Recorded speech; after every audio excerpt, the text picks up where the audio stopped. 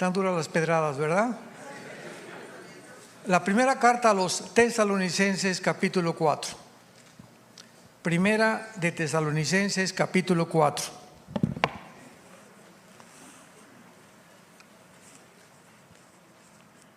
Quiero tratar en esta mañana una doctrina muy importante que desgraciadamente se ha abandonado, ha resultado muy controvertida, que se llama el rapto de la iglesia o el arrebatamiento de la iglesia. Vamos a ver las palabras originales más adelante. Pero antes de entrar a la doctrina del rapto y leer los pasajes correspondientes, déjenme darles un poquito de historia. La Biblia es de carácter progresivo, o sea, la revelación que tuvieron los padres de la iglesia, Tertuliano, Jerónimo, etcétera, etcétera, no era la revelación que tuvieron los reformadores, Martín Lutero, Zwinglio, Juan Calvino, etcétera, etcétera. Tuvieron más revelación ellos. Y mientras más vamos acercándonos al final de la consumación del programa de Dios, más luz vamos a tener los que vivimos en esta generación. Y esto es lógico porque el plan de Dios hace 3 o 4 siglos era diferente al de ahora. Claro que siempre ha sido en estos casi 2000 años de historia la salvación de las almas mediante la predicación del Evangelio de la gracia de Jesucristo. Sin embargo, los métodos de Dios han sido diferentes. Ya no he vuelto a hablar, abrir el mar rojo. Dios no ha levantado otro Elías, otro Eliseo con los milagros impresionantes que ellos hicieron, etcétera, etcétera. Entonces, desde hace aproximadamente 150 años o 200 años, se comenzó a abrir o a descubrir el rapto. Entonces, mucha gente dice, es que los reformadores ya hace 500 años ni siquiera predicaban el rapto, porque Dios no lo consideró congruente. Pero ahora que estamos ya más cerca de este evento, es lógico que haya muchísima más información y que haya vuelto a resurgir otra vez algo que está en la Biblia. Porque cuando alguien me dice, oye, es que el rapto ni siquiera existe, le digo, pues entonces arranca las páginas de primera de Tesalonicenses 4, de 1 Corintios 15, de 1 Tesalonicenses capítulo 1, del Evangelio de Juan capítulo 14, porque si me dices que no está en la Biblia, no sé qué Biblia estás leyendo. Tal vez es la Biblia del Mormón. Pero la Biblia claramente nos muestra que viene un evento que está próximo. Puede ser ahorita saliendo, puede ser mañana, puede ser entre una semana, un año, no sabemos. Lo único que sabemos es que en un momento determinado millones de seres humanos vamos a desaparecer de la noche a la mañana, con todos los niños, ¿verdad? Menores de edad principalmente. Las cunas quedarán vacías, pilotos que chocarán los aviones porque el piloto desapareció, un congestionamiento de tráfico en las carreteras impresionante, de pilotos y de choferes desapareciendo, los hospitales como locos, los medios de comunicación como locos, buscando la manera de poder explicarle al mundo qué está sucediendo. Ahora, muy bien, esto explica también por qué la aparición de los famosos ovnis o los objetos voladores no identificados. A partir de 1946, 2 años antes de que se independizara Israel, comenzó a publicarse con más frecuencia la aparición de un fenómeno en el aire que le pusieron el nombre de ovnis. Sin embargo, los cristianos tenemos otro nombre para este fenómeno, porque una vez me dijeron, oigan, ustedes los cristianos, ¿por qué no creen en los ovnis? Cuando hay astronautas, pilotos de aviones comerciales que confirman realmente que hay un fenómeno, que han visto objetos que rebasan la velocidad del Mach 2 o la velocidad del sonido, y que es algo que no puede ser tecnología de ninguna nación. Y yo les he contestado, nosotros no negamos este fenómeno. Se acaba de debatir hace algunos meses en el Senado de Estados Unidos, entre senadores interrogando a pilotos y a personas de integridad de que realmente dieron testimonio de que vieron ovnis o estos objetos. Pero nosotros le llamamos OVIs, objetos voladores identificados. Porque aunque no negamos que existe el fenómeno, nosotros sabemos quién se encuentra detrás de este fenómeno. Y cuando estudiamos la Biblia, descubrimos que Satanás puede materializar la energía.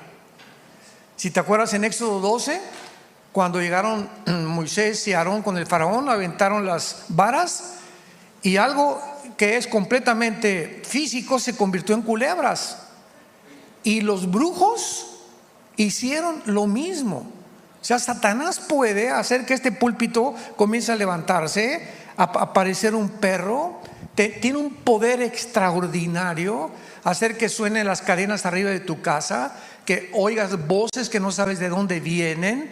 Él está completamente al control de la energía y del aire. En Efesios 2 se le llama el príncipe de la potestad del aire. Y ahí la palabra aire es de la atmósfera hacia abajo, porque hay 3 cielos de acuerdo a la Biblia. 2 Corintios 12 del 1 al 3. El primer cielo, que es el cielo donde están las estrellas, etcétera, etcétera. El segundo cielo, que es el cielo cósmico. Y el tercer cielo, donde se encuentran los cuarteles generales o el trono de Dios temporalmente, porque ese trono bajará a Jerusalén en el tiempo del milenio. Entonces estamos con un libro maravilloso que se llama la Biblia, que contiene los registros más antiguos de geografía, historia, antropología, paleontología, química, matemáticas, biología y de cualquier disciplina académica que me quieran mencionar. De los billones de volúmenes de literatura que existen en el mundo, no existe un libro semejante a la Biblia.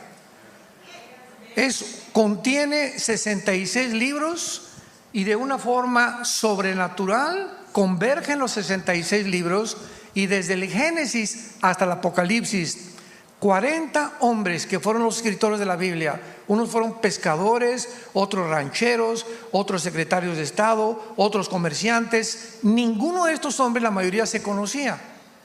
Y lo que ellos escribieron coincide de una forma sobrenatural, porque desde el Génesis hasta el Apocalipsis se encuentra un mensaje: el Mesías y la sangre de Jesucristo.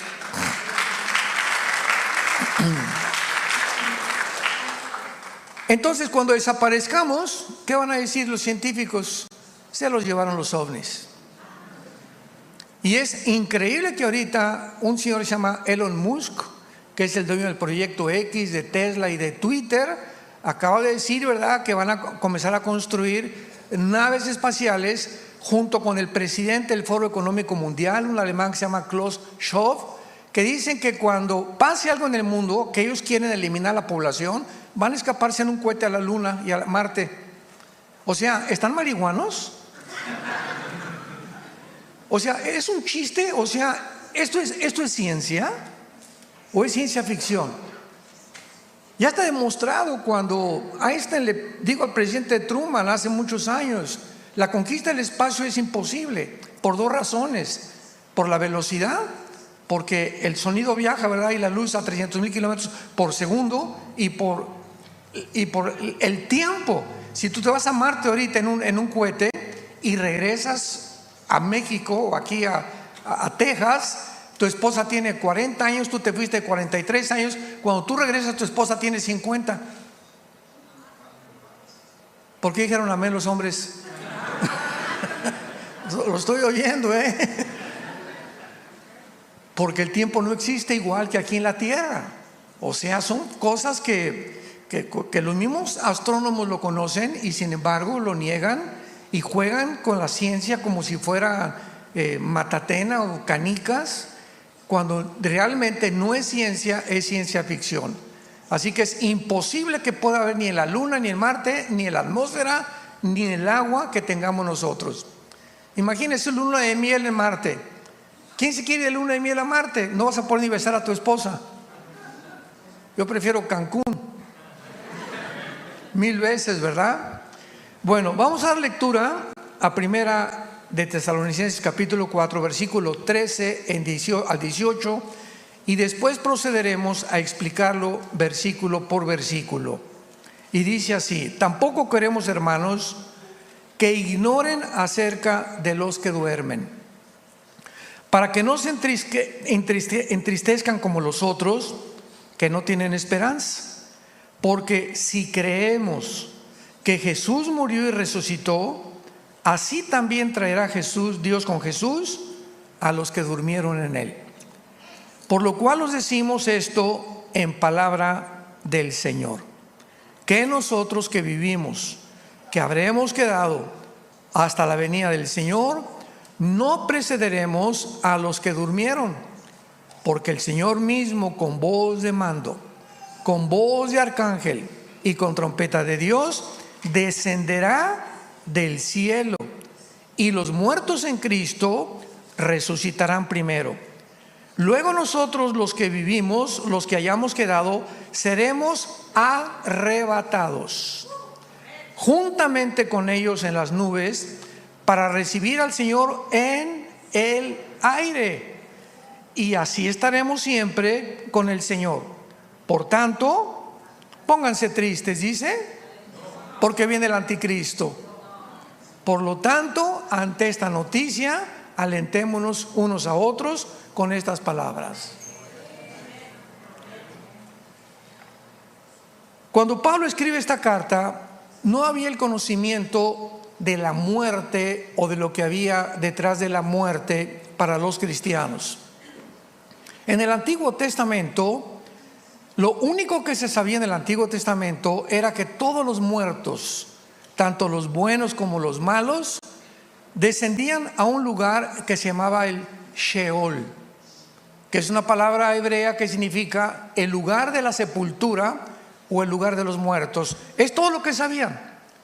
Sin embargo, cuando Cristo es crucificado y es puesto en su tumba durante 3 días, en esos 3 días que Jesús estuvo en la tumba, dice primera de Pedro capítulo 3, que descendió en su espíritu al Sheol.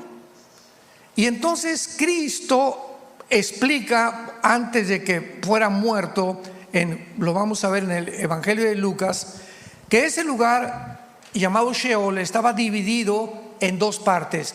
Toda esta información no se conocía en el Antiguo Testamento. Entonces, en esta historia, que no es parábola, en una parábola no hay nombres propios, y en esta historia Cristo claramente, es más, vayamos a Lucas rápidamente para verlo, capítulo 16, versículo 19 al 31. En esta historia, repito, no es parábola, porque hay nombres propios como Abraham. Cristo dice que mueren 2 personas, el rico y Lázaro, que era un mendigo, y de repente el rico se encontraba que era un hombre no por tener dinero, porque el dinero no es pecado, el pecado es amar el dinero, ¿verdad? Entonces se encontraba por lo miserable, ambicioso, explotador de los pobres, se fue al infierno. Y esta parte del infierno se le llama en el hebreo Gena, si lo quieres apuntar con G-H-N, Gena. Y la otra parte, donde se encontraban los buenos o los justos, se le llama el paraíso o el seno de Abraham. Entonces todos descendían ahí, pero unos de un lado y otros de otro lado. Esto lo revela Jesucristo, porque es el único que descendió a ese lugar. Ningún apóstol pudo ir a ese lugar porque Él lo reveló. Entonces, cuando Cristo resucita, baja antes al Sheol o al Hades, que es la transliteración de la palabra Sheol al griego. Cuando se tradujo del hebreo al griego en la Biblia, el Antiguo Testamento se tradujo el Sheol Hades o Hades con H. Entonces Jesús baja al Hades, al centro de la tierra, y se lleva a todos los que estaban desde Adán hasta su muerte, los saca de ahí y se los lleva al cielo. Nadie podía entrar al cielo antes de Cristo, porque su sangre no había sido presentada en el altar del tercer cielo. No podía haber un perdón total. En el Antiguo Testamento los pecados eran cubiertos, pero no eran borrados. Haz de cuenta que yo tengo una mancha aquí en mi camisa de tinta. ¿Y qué hago cuando me la tapo? Pues ahí está la mancha, ¿verdad? Pero solamente está cubierta, no está borrada. Entonces, hasta que mi camisa se saca y la meten a la lavadora, se le quita la mancha. Entonces, en el Antiguo Testamento la mancha la tenían todos antes de Cristo. Solamente los sacrificios de los animales les cubrían temporalmente la mancha, pero el pecado no había sido removido, no había sido quitado del medio. Muere Cristo y Él no nos tapa, Él nos lava completamente.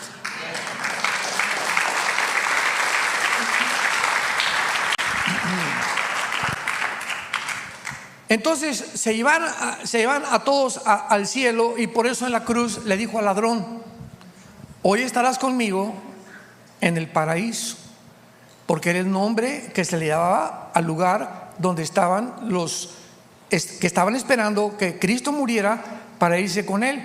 El paraíso ahora se encuentra en el cielo, y desde hace 2000 años que Cristo muere. Si tú te mueres hoy en la noche, te vas inmediatamente a la presencia del Señor. Ausentes del cuerpo, presentes en el Señor. 2 Corintios capítulo 5.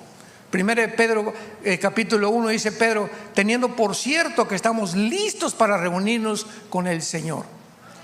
Entonces tenemos que entender todo esto para saber cómo funciona lo del rapto, y para saber quiénes se van a resucitar y quiénes van a resucitar al final del milenio, porque hay muchas resurrecciones. Primero, en el rapto nos iremos todos los cristianos, los que estamos en. ¿Qué significa en? En el cuerpo de Cristo. En el Antiguo Testamento los judíos no había ningún cuerpo, no estaban en Cristo.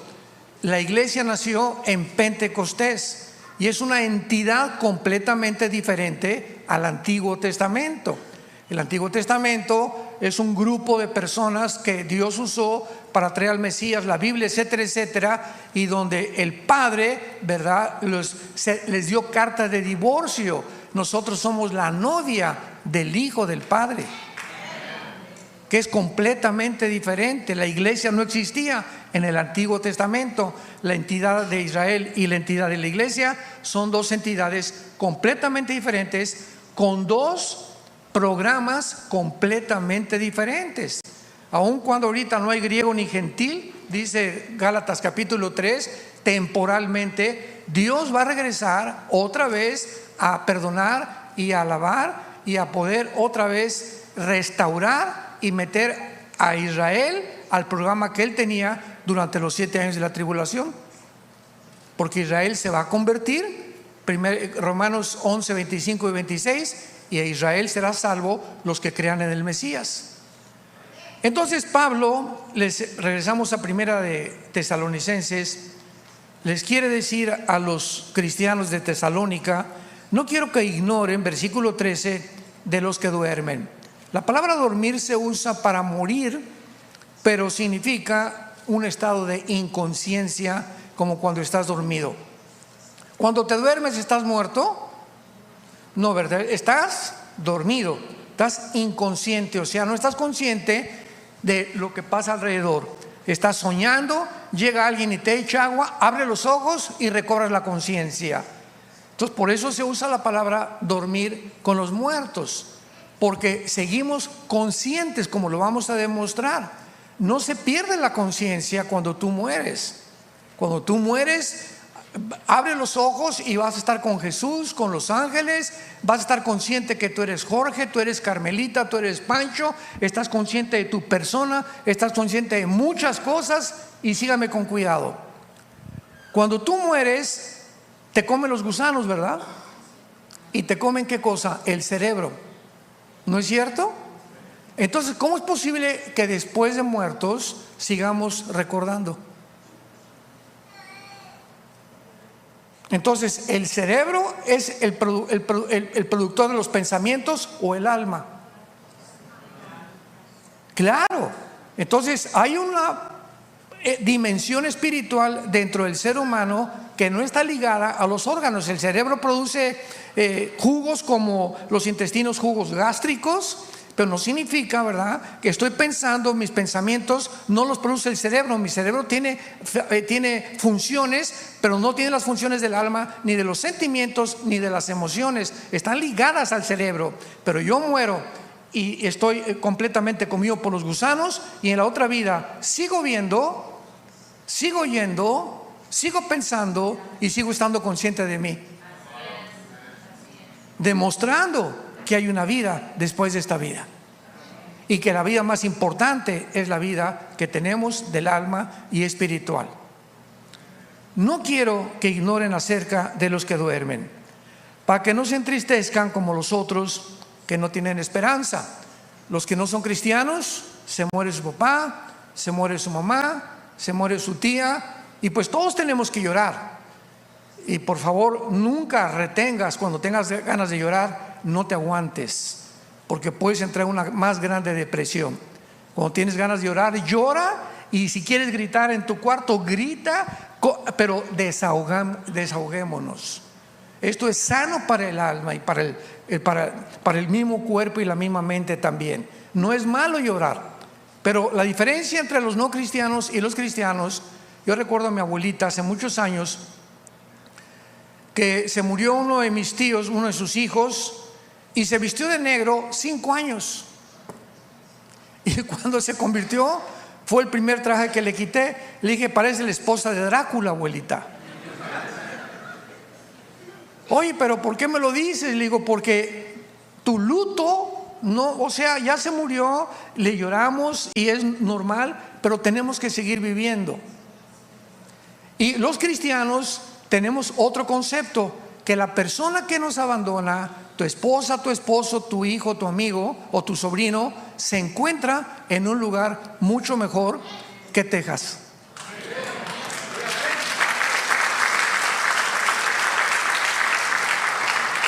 Solo ese pensamiento. Por eso dice: si creemos que Cristo resucitó. ¿Ya vieron el sí condicional? Si creemos que Jesús resucitó. Entonces, si realmente creemos que hay resurrección, sabemos que ya, como una vez me hablaron a la 1 de la mañana: oiga, pastor, mi mamá, mi abuela se está muriendo. ¿Y qué edad tiene su abuelita? Pues 92 años. Le dije: pues ya déjala que se pinten.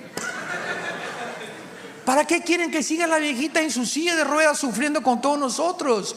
El morir para nosotros es la esperanza más grande que tenemos de abandonar el cuerpo. Ya no hay lágrimas, no hay nada. Nos vamos a un lugar muchísimo mejor. Entonces, ¿por qué queremos a fuerza que se queden con nosotros? Bueno, es el instinto de sobrevivencia, ¿verdad? Y todos quisiéramos que nuestros seres queridos se quedaran con nosotros, pero cuando mueren, que esos pensamientos embarguen tu mente y tu corazón. Mi papá, mi mamá se encuentra mucho mejor. Ya con eso me consuelo. Me voy a imaginar que está mejor que en Hawái, está mejor que en Cancún, está mejor que en la Riviera Francesa, está en un lugar de descanso. Ya con eso, Señor, gracias Padre Santo, y comenzamos a reconfortar nuestra vida y a seguir viviendo. Esta es la esperanza por la cual Pablo dice: porque para que tengan esperanza como los otros que no la tienen. Versículo 15. Porque si creemos que Jesús murió y resucitó, versículo 14, perdón, así también traerá con Jesús a los que durmieron en Él. ¿Qué significa esto? Solamente los cristianos nos vamos en el rapto desde Pentecostés hasta nuestros días. Todos los judíos que murieron antes de Pentecostés, y todos ellos van a resucitar después del milenio. Daniel 12 del 1 al 3. O algunos en la segunda venida de Cristo. Pero el arrebatamiento es para la iglesia, los que formamos parte del cuerpo de Jesucristo. Y por eso después hay otra resurrección, los 144,000 judíos, los 2 testigos. Va a haber muchas resurrecciones después, pero todos aquellos que formamos parte de la primera resurrección, que tiene subdivisiones, somos los justos. Y solamente hay una resurrección para los no cristianos. El juicio del gran trono blanco, Apocalipsis 20 del 11 al 15, que es la resurrección final, donde Dios abrirá los libros y te demostrará por qué Él no te mandó al infierno. Como me dijo una viejita un día: ay, pastor, Dios es tan bueno y tan misericordioso, y yo no creo que mande a nadie al infierno. Le dije: amén, amén, amén, doña Chencha. Dios no manda a nadie al infierno, ellos se van solitos. Porque de tal manera amó Dios al mundo, que Dios nos dio a su Hijo unigénito. Dios nos dio a la sangre de su Hijo, nos dio la Biblia, nos dio el Espíritu Santo, para que nadie se condene. Si tú te condenas, no le eches la culpa a Dios. Él quiso que tú te salvaras, pero tú decidiste en la corta vida que Dios nos dio, el camino que tú estás viviendo, y tú mismo te vas a condenar. Porque el pecado, la paga del pecado es la muerte. Ahora vayamos a 1 Corintios 15, antes de seguir en Tesalonicenses, y veamos con más claridad esta doctrina del rapto de la iglesia. A los que les interese la palabra arrebatamiento, es la palabra arpazo en el griego. Arpazo, como el arpazo de un tigre o de un león, como con Z. Es la palabra griega que significa ser quitado de en medio súbitamente o con fuerza. A los que les interese escribir la definición de la palabra. Ahora en el latín es raptarus. Por eso arrebatamiento o rapto son sinónimos y se puede usar de las dos formas. Dice Pablo en 1 Corintios 15, versículo 51: he aquí os digo un misterio. No todos dormiremos, pero todos seremos transformados. En un momento, en un abrir y cerrar de ojos, a la final trompeta, porque se tocará la trompeta y los muertos serán resucitados incorruptibles y nosotros seremos transformados. Vean ustedes que Pablo inicia describiendo que el rapto era un misterio. Y cuando Pablo dice, les digo un misterio, fue al apóstol Pablo, no fue a Juan, ni a Santiago, ni a Pedro, ni a ningún apóstol a quien el Espíritu Santo le reveló la doctrina del rapto, más que al apóstol Pablo. A él se le reveló esta doctrina. Y en el Antiguo Testamento un misterio es algo que no ha sido revelado. Y cuando dice Pablo, he aquí les digo un misterio, significa que el rapto no estaba revelado en el Antiguo Testamento. Había las figuras como Enoc, capítulo 5 de Génesis, que se fue, ¿verdad? Y Elías, que se fueron, pero no se decía nada absolutamente de que vendría un tiempo en que una generación de personas serían todas llevadas al cielo sin morir. Esto no se encuentra más que en el Nuevo Testamento. Y entonces Pablo por eso nos revela este misterio. Les voy a decir un misterio que ya no es misterio. ¿Cuál es este misterio? Que no todos dormiremos, pero todos seremos transformados. Que no todos los cristianos vamos a morir. No todos los cristianos vamos a experimentar lo que es la muerte. Pero al mismo tiempo, los que no experimentemos estos, vamos a ser transformados en segundos, porque la sangre y la carne no pueden heredar el reino de Dios. No podemos entrar a la otra dimensión espiritual con el cuerpo que tú y yo tenemos. Tenemos que entrar con otro cuerpo que se adapte a las leyes del espíritu, que no son las leyes actualmente que rigen el cuerpo humano. Por eso los ángeles que viven en esta dimensión vienen a la tierra y comen con nosotros, hasta cabrito comen, creo que era de Monterrey.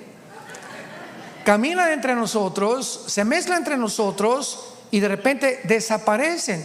Tienen la facultad de entrar a nuestra dimensión y desaparecer en nuestra dimensión a voluntad. Pueden atravesar paredes y pueden atravesar la materia molecular sin ningún problema, cosa que nosotros no podemos. Porque dice 1 Corintios 15 que hay cuerpos espirituales y hay cuerpos físicos. Entonces los ángeles tienen cuerpos completamente diferentes a los nuestros, y nosotros tendremos esos cuerpos cuando resucitemos. Entonces este misterio que Pablo dice, no todos vamos a morir, pero todos vamos a ser transformados. En un momento, en un abrir y cerrar de ojos, o sea, en las milésimas de segundo, de repente, a la final trompeta. Muchos habían dicho que esta final trompeta era la séptima trompeta, Apocalipsis 15, de los juicios de Dios. Sin embargo, las trompetas del Apocalipsis son de juicio. Y cuando nosotros recurrimos al Antiguo Testamento, a las fiestas judías, recordamos que hay 7 fiestas judías, ¿se acuerdan? Y 4 de esas fiestas ya fueron cumplidas, y se tienen que cumplir las 7, porque las fiestas judías no son de Israel, son fiestas de Jehová, que Dios se las da al pueblo, no son del pueblo. Dios se las da al pueblo para esconder detrás de ellas a su Hijo Jesucristo. La primera fiesta, Pascua, ¿verdad? En Éxodo 12, que recuerda cuando el ángel de la muerte pasó y fueron perdonados los que estaban bajo la sangre. Fue la primera fiesta que Cristo cumplió. La segunda, los panes sin levadura. La tercera, los primeros frutos. Cuando resucita Cristo, Él fue el primer fruto de una gran cosecha. Y la cuarta, Pentecostés, 50 días después de la resurrección. La palabra Pentecostés significa 50. ¿Cuántas faltan? Falta la de las trompetas, Rosh Hashanah, falta Yom Kippur, la de la expiación, y Sukkot, o los tabernáculos, ¿correcto? Muy bien. La mayor parte ahorita dentro de la escatología coinciden muchos maestros en que es posible, no se conoce el día y la hora, pero podemos conocer el tiempo. Entonces es posible que alrededor de la fiesta de las trompetas sea el arrebatamiento de la iglesia. Y maestros como Jonathan Cahn, como Mark Hitchcock, que son los de los más reconocidos del Seminario Teológico de Dallas, que he platicado con ellos, ¿verdad? Y conozco a otros muchos que están casi seguros, ¿verdad? Porque la fiesta de las trompetas al mismo tiempo es la única fiesta que no se sabe el día y la hora. Es la única que no se sabe el día y la hora. No se sabe exactamente en qué día, en qué hora, aunque sabe que es al principio del Tishri, del mes de hebreo. Sin embargo, tiene que pasar 1 o 2 días para que anuncien de acuerdo a la luna y toquen la trompeta o el shofar.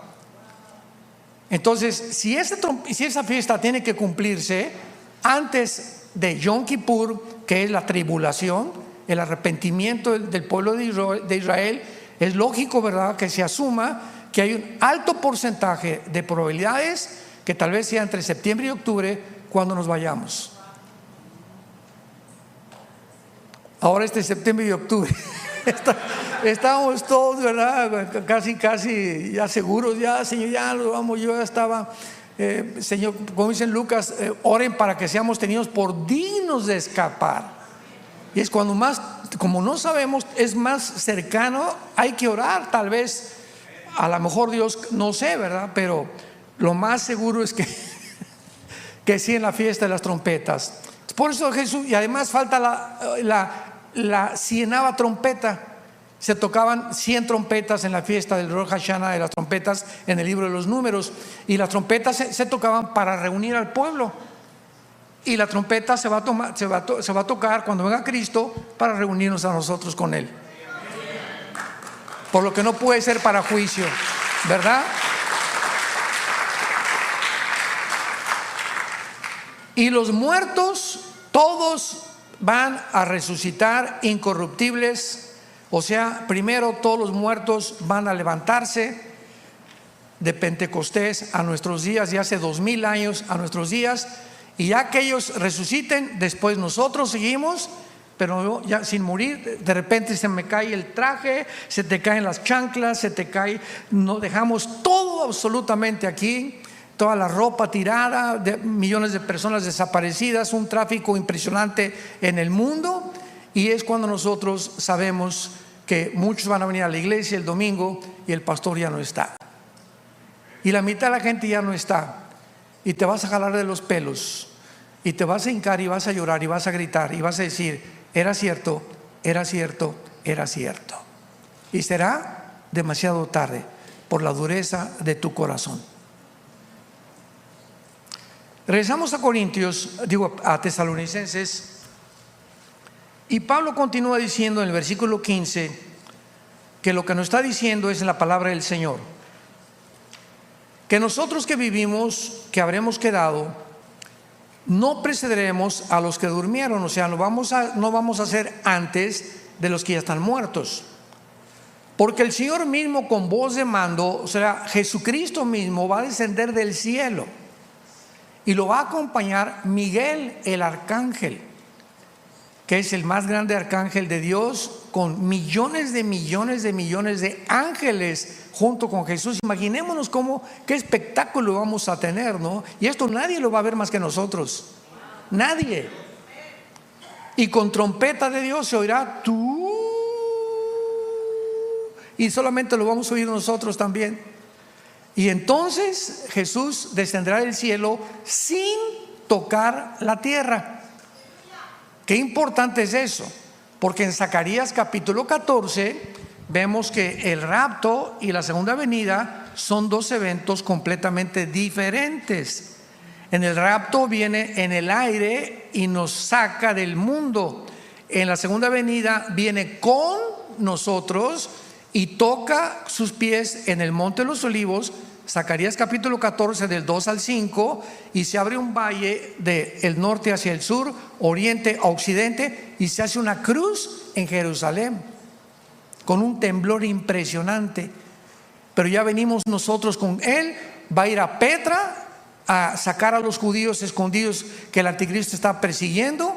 Vamos a regresar con él a Jerusalén a establecer su reino mesiánico por 1000 años. ¿Estás tú listo para esto?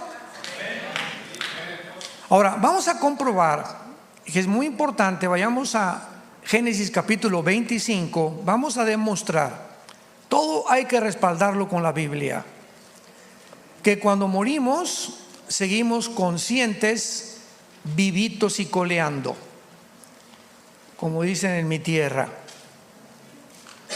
Génesis 25 versículo 8. Y exhaló el espíritu y murió Abraham en buena vejez, anciano y lleno de días. Apunten todos ustedes, los que les interese en su Biblia, la palabra espíritu, que la palabra se escribe ruach, R-U-A-C-H, ruach, que es la palabra espíritu. Vemos nosotros, y luego versículo 17, estos fueron los años de la vida de Ismael, 137 años, y exhaló el espíritu y murió, y fue unido a su pueblo. O sea, en el Antiguo Testamento los que morían no estaban ahí nada más en la tumba, eran reunidos en un lugar especial donde se encontraban todo el pueblo de Dios que iba a resucitar después de la tribulación, y que cuando Cristo bajó ya no podían ellos permanecer continuamente aislados del mundo exterior.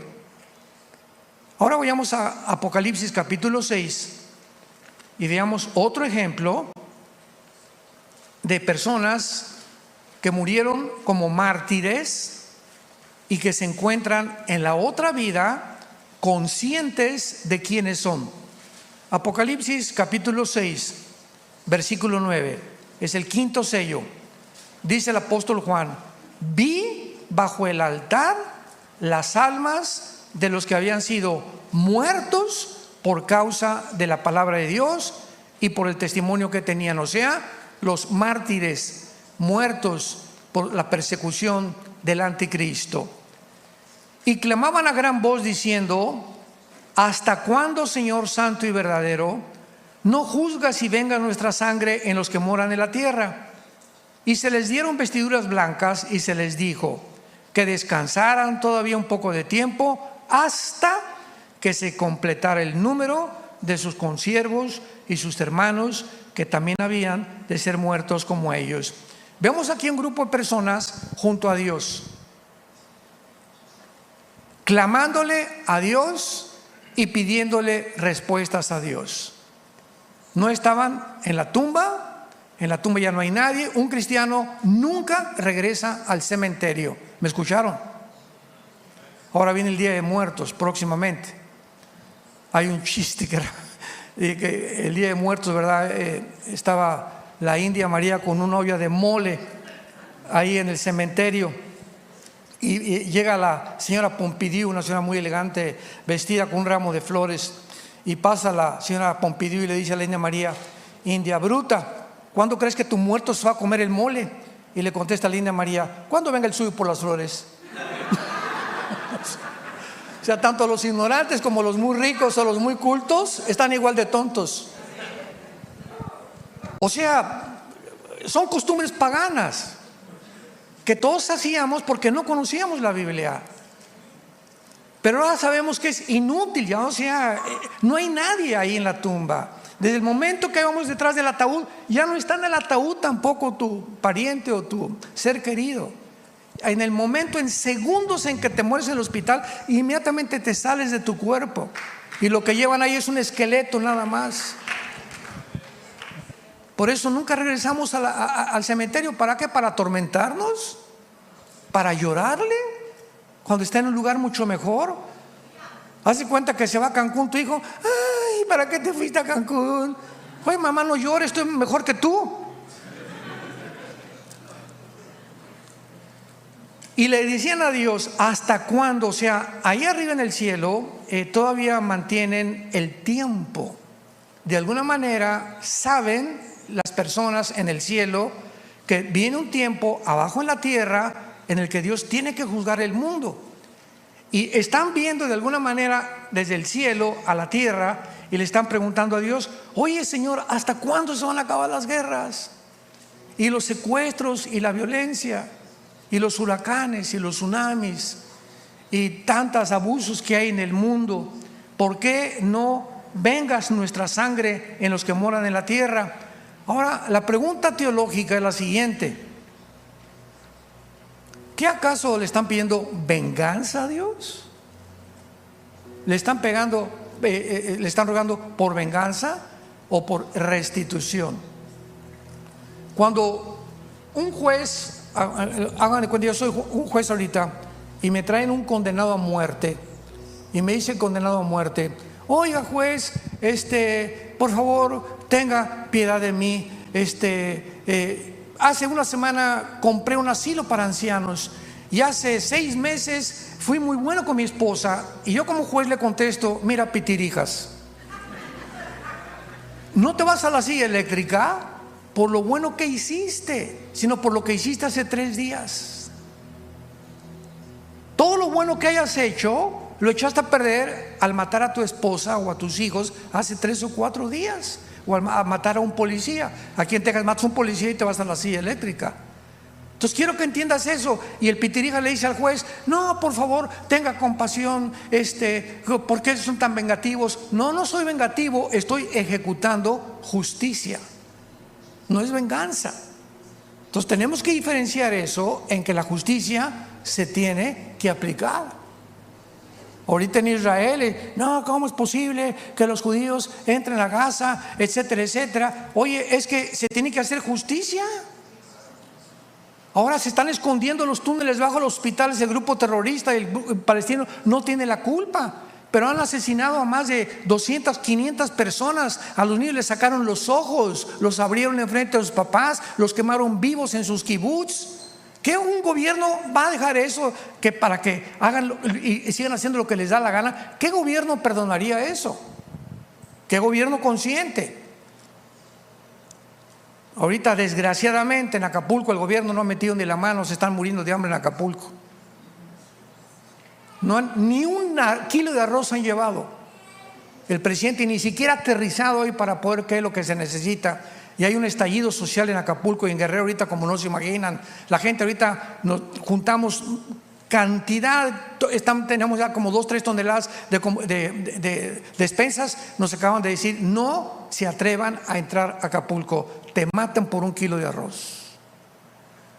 Todos los centros comerciales los sacaron refrigeradores, televisiones, camas, no hay Oxxos, no hay comercios, no hay los Walmarts, los vaciaron completamente. Las gasolineras rompieron las bombas y están sacando y bombeando toda la gasolina. Es un puerto completamente devastado y un puerto en anarquía total por la falta del gobierno. Desgraciadamente en nuestra tierra eso es lo que pasa muchas veces. Eso no pasa en Israel. Pudieron entrar, ahora se tiene que hacer justicia. Entonces le están pidiendo justicia y se les contesta que todavía no es el tiempo, que mientras tanto descansen. Esto nos muestra que si tú te mueres hoy en la noche y te vas al cielo, no en el rapto, si te mueres hoy en la noche y te vas al cielo, tu cuerpo no ha resucitado todavía, porque la resurrección es hasta el rapto. A los muertos en Cristo resucitarán primero. Hay un cuerpo intermedio entre el rapto y cuando tú te mueres. Estas personas que estaban en el cielo no han resucitado. Hasta el capítulo 7 vemos ya que salieron de la tribulación muchos de ellos y ya se les dan palmas indicando que ya tienen un cuerpo resucitado y ya pueden alabar a Dios. Entonces hay una especie de cuerpo intermedio. Mientras están allá se les dieron vestiduras blancas, porque las almas las vio desnudas el apóstol Juan. Necesitaban algo que los cubriera temporalmente mientras vendría la resurrección. Ahora alguien puede preguntar, en penúltimo lugar: ¿cómo será mi cuerpo cuando yo resucite? ¿Se parecerá a Rambo? ¿O se parecerá a Madonna? ¿Cómo será el cuerpo cuando nosotros resucitemos? ¿Seremos jóvenes? ¿Seremos de la misma edad? ¿O a quién nos vamos a parecer? ¿O seremos nosotros pero mejores, verdad? Ya sin lunares y sin problemas. Vean ustedes en el libro de Filipenses la respuesta. Dios nos da la respuesta. Esto es precioso. Ya no tienes que hacerte tantas cirugías plásticas. Dice Filipenses capítulo 2,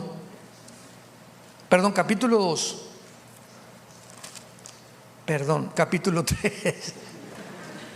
Ya ves, seguimos siendo muy imperfectos.